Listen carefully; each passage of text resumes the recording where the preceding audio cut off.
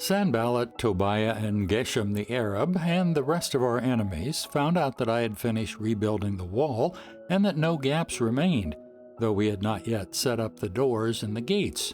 So Sanballat and Geshem sent a message asking me to meet them at one of the villages in the plain of Ono. But I realized they were plotting to harm me, so I replied by sending this message to them. I am engaged in a great work, so I can't come. Why should I stop working to come and meet with you? 4 times they sent the same message, and each time I gave the same reply. The 5th time, Sanballat's servant came with an open letter in his hand, and this is what it said. There is a rumor among the surrounding nations, and Geshem tells me that it is true, that you and the Jews are planning to rebel, and that is why you are building the wall. According to his reports, you plan to be their king. He also reports that you have appointed prophets in Jerusalem to proclaim about you, "Look, there is a king in Judah." You can be very sure that this report will get back to the king, so I suggest that you come and talk it over with me. I replied, "There is no truth in any part of your story. You're making up the whole thing." They were just trying to intimidate us, imagining that they could discourage us and stop the work. So I continued the work with even greater determination.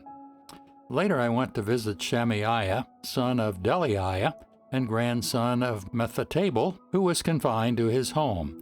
He said, "Let's meet together inside the temple of God and bolt the doors shut. Your enemies are coming to kill you tonight." But I replied, "Should someone in my position run from danger? Should someone in my position enter the temple to save his life? No, I won't do it." I realized that God had not spoken to him, but that he had uttered this prophecy against me because Tobiah and Sanballat had hired him. They were hoping to intimidate me and make me sin. Then they would be able to accuse and discredit me. Remember, O my God, all the evil things that Tobiah and Sanballat have done. And remember Noadiah the prophet and all the prophets like her who have tried to intimidate me.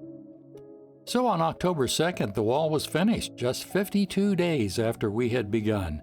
When our enemies and the surrounding nations heard about it, they were frightened and humiliated. They realized this work had been done with the help of our God. During those 52 days, many letters went back and forth between Tobiah and the nobles of Judah, for many in Judah had sworn allegiance to him because his father-in-law was Shechaniah, son of Erah, and his son Jehonanan was married to the daughter of Meshullam, the son of Berechiah. They kept telling me about Tobiah's good deeds, and then they told him everything I said, and Tobiah kept sending threatening letters to intimidate me.